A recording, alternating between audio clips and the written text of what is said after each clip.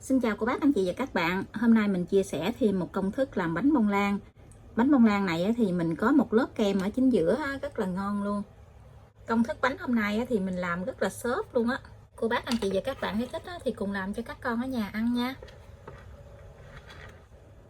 Phần đế bánh của mình thì mình có 80g bột mì số 8, 80g đường, 3 cái trứng gà, 40g dầu ăn, 40g sữa tươi không đường, một tí xíu vani, một tí xíu nước cốt chanh, khoảng chừng một muỗng cà phê để tí nữa mình đánh cho dễ bong cái lòng trắng á.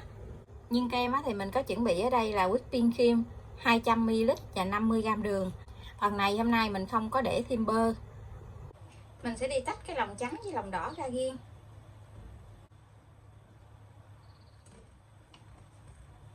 Dầu ăn vô trong cái trứng nè, trứng lòng đỏ này, thấy cho nó tan đều ra hết. Rồi thì mình sẽ cho sữa vô. Cho thêm một tí xíu vani để cho cái lòng đỏ nó không có bị tanh, với cái bánh của mình nó được thơm á. Khoảng chừng một muỗng cà phê thôi. Xong rồi mình gây 80g bột mì số 8 vô. Mình gây qua gây gì nè để cho cái phần bột nó không có bị gió cục á. Mình thấy cho nó dễ một tí. Mình gây 2 lần để mình trộn cho. Nếu như cô bác không có bột mì số 8 á, thì mình dùng là 70g bột mì đa dụng và 10g bột bắp cũng được nha. Và mình khuấy đều lại cho nó hết cái bột khô là được.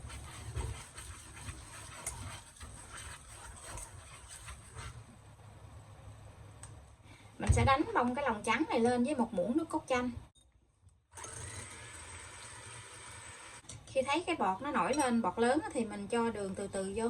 Đường này thì mình sẽ cho từ từ vô để mình đánh cho nó mau tan á.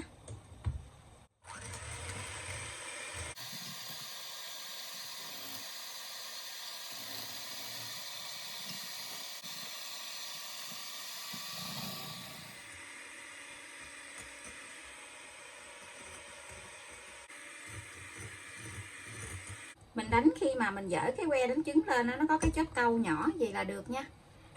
Cái chớp câu nó cũng không có cứng quá, nó hơi mềm mềm thôi. Như vậy là mình ngưng được rồi. Mình lấy một nửa cái phần lòng trắng này qua bên cái thau lòng đỏ.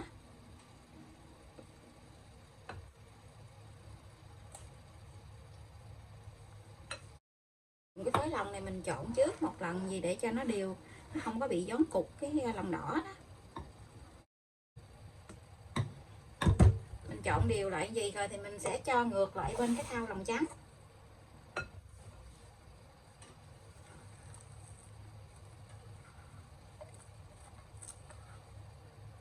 Mình dùng cái phới này mình trộn lại cho nó đều.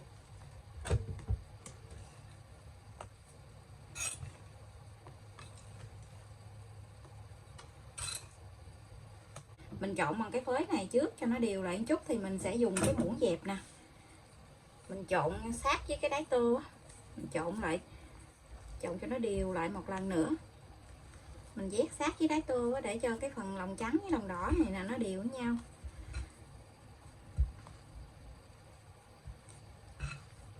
Mình trộn đều lại rồi thì mình sẽ cho vào trong khuôn để nướng luôn.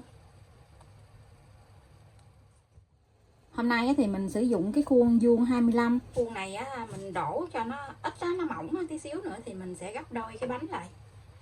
Mình cho hết vào trong khuôn luôn. Mình muốn làm cái bánh cho nó thấp á.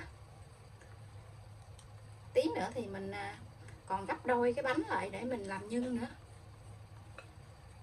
Rồi thì mình lấy đũa mình dàn cho cái mặt bánh nó đều ra.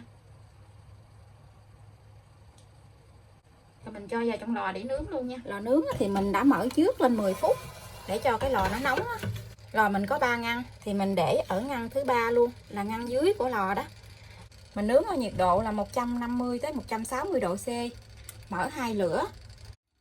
Thời gian nướng là 60 phút. Cô bác anh chị canh theo nhiệt độ của lò nhà mình nha, mình không cần phải mở quạt.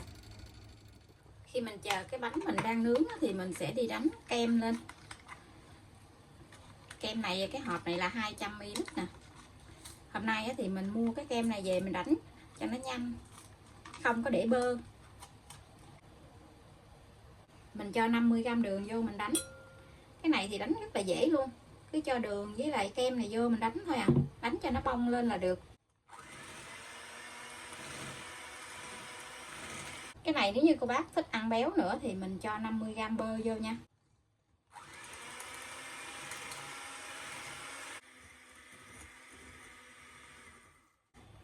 Mình đánh cho cái kem này nó cứng lại như vậy là được nè. Mình dở lên cái kem của mình nó không có bị rớt xuống nè. Như vậy là được nha. Như vậy thì mình ngưng được rồi, mình đừng có đánh nữa, mình đánh nữa là nó bị tách ra đó. Mình cho hết cái phần này vào trong cái túi bắt kem, tí nữa thì mình để vào trong cái bánh đó.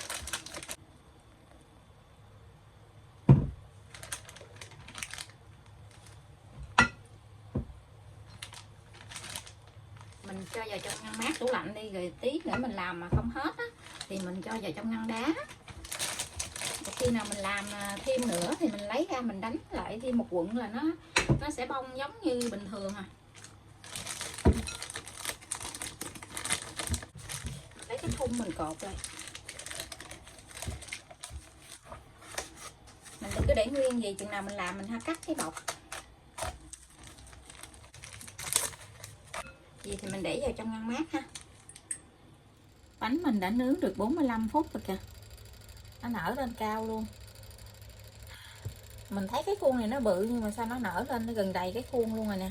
Nếu như mình nướng hết thời gian này cái mặt bánh nó chưa có vàng á, thì cô bác để thêm 5 phút nữa nha. Bánh của mình đã nướng xong. Bây giờ thì mình sẽ hé cửa lò ra. Mình để cái bánh ở trong lò thêm 3 phút nữa mình hãy lấy ra nha. Để tránh sốc nhiệt độ cái bánh của mình nó dễ bị xẹp á. Giờ mình lấy cái bánh ra.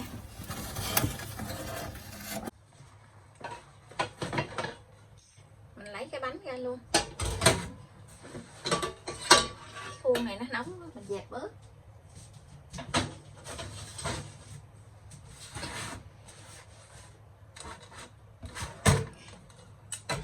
Mình lót với nến đó, cho nên là mình lấy ra dễ đó.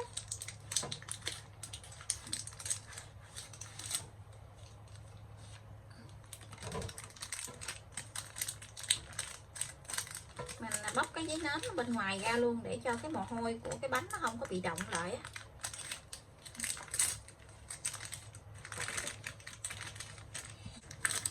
Cái lớp bánh nó mình đổ nó mỏng gì nè.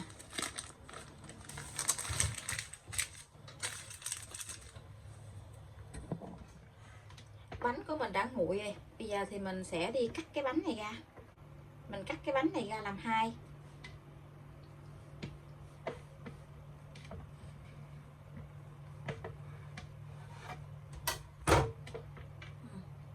Cái bánh nó rất là xốp luôn á. Mình lật cái bánh này lên chị.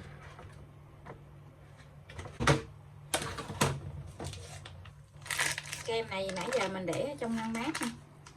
Cắt cái đầu bọc này. Cắt cái đầu bọc này để mình nặn kem lên. Mình nặn lên trên cái miếng bánh vậy nè. Để mình chét một lớp vậy đó.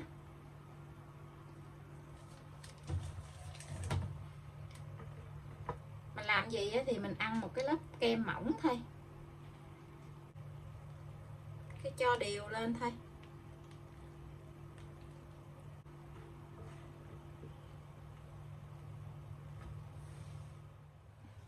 Xong rồi thì mình cho một cái lớp bánh này lên nữa. Này, cho lên bên trên gì nè. Mình ấn ấn cho nó xuống. Mình cắt cái viền này đi. Để cho cái bánh của mình khi mà cắt ra thì nó đẹp á. Cắt bỏ cái viền này nè.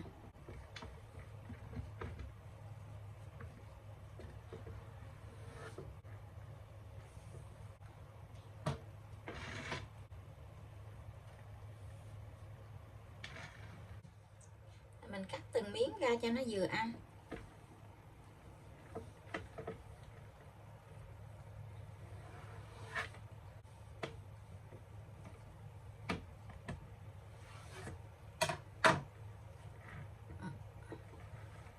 Nhìn rất là ngon luôn ha. Bánh bông lan của mình đã làm xong. Có một lớp kem ở chính giữa nè, rất là ngon luôn. Mấy đứa nhỏ thì nó rất là thích ăn cái dạng có kem vậy á. Công thức làm này cũng rất là dễ nữa. Cái bánh của mình nó rất là xốp luôn. Cô bác anh chị và các bạn thấy thích thì cùng làm cho các con ở nhà ăn nha. Bây giờ thì mình xin chào tạm biệt. Hẹn cô bác anh chị và các bạn lại video tiếp theo. Cảm ơn cô bác anh chị và các bạn đã xem video của mình. Xin chào và hẹn gặp lại. Cái dìa bánh lúc nãy mình cắt ra thì mình cho vào trong cái chén hoặc là cái ly á, cái mình cho kem lên. Làm bánh bông lan ly.